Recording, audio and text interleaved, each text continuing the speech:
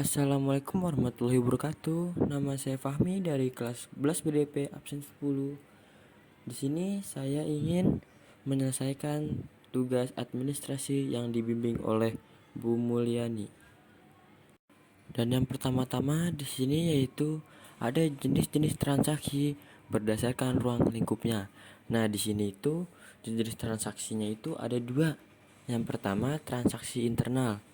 Nah, penjelasan dari transaksi internal ini adalah transaksi yang melibatkan hanya bagian-bagian yang terdapat di dalam perusahaan saja, seperti perubahan posisi keuangan, perubahan nilai harta, pembayaran gaji karyawan, pemakaian perlengkapan kantor, dan lain sebagainya.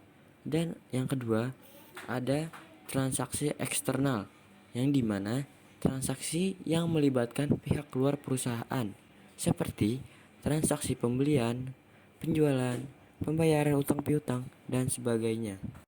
Dan selanjutnya yaitu ada contoh transaksi internal dan contoh bukti transaksi internal. Yang pertama ada contoh transaksi internal.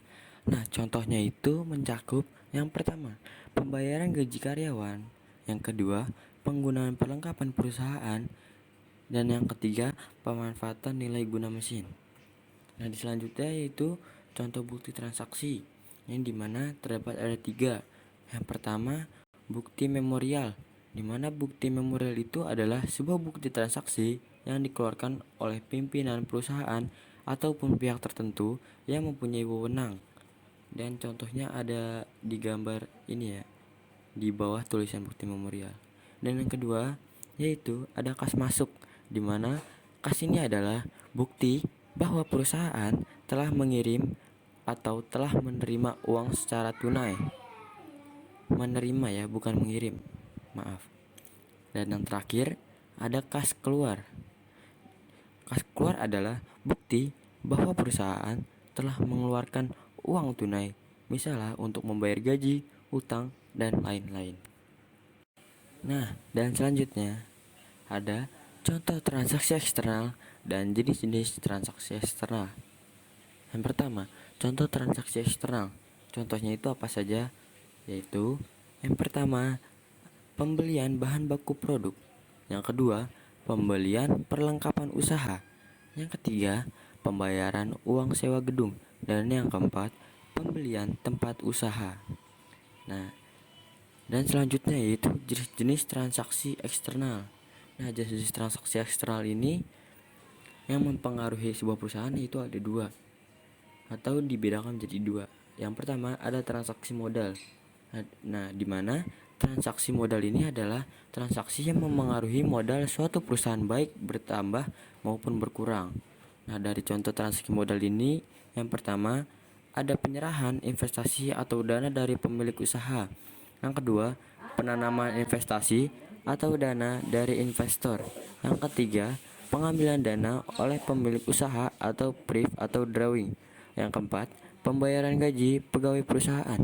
Dan yang kelima, ada pembayaran biaya-biaya rutin seperti biaya listrik, telepon, air, dan lain sebagainya.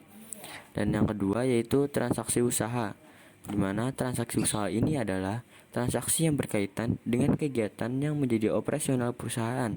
Contoh transaksi usaha yaitu yang pertama, pendapatan yang diperoleh perusahaan dari operasional. Yang kedua, penjualan barang dagangan baik tunai maupun kredit. Yang ketiga, pembelian bahan baku untuk produksi. Yang keempat, pendapatan yang belum diterima atau piutang. Yang kelima, pendapatan yang diterima di awal atau di muka.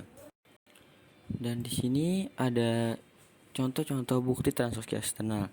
Yang pertama ada faktur, yang kedua ada kwitansi, yang ketiga ada nota, yang keempat ada nota debit, yang kelima ada nota kredit, yang keenam ada cek, yang ketujuh ada bilet giro, yang kedelapan ada rekening koran, dan yang terakhir ada setoran bank. Itu saja penjelasan dari saya tentang ruang lingkup transaksi. Kurang lebihnya mohon maaf. Wassalamualaikum warahmatullahi wabarakatuh.